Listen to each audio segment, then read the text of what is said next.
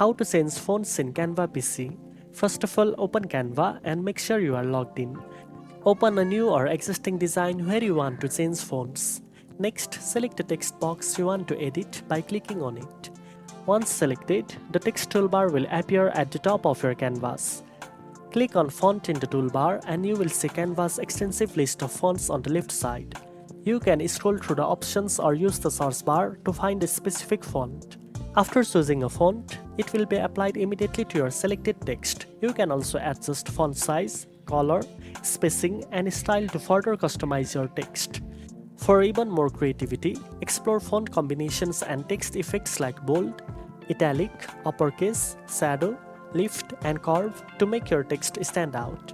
Now you know how to change fonts in Canva. If you found this video helpful, don't forget to like, share, and subscribe for more editing tips. Thanks for watching, and I'll see you in the next one.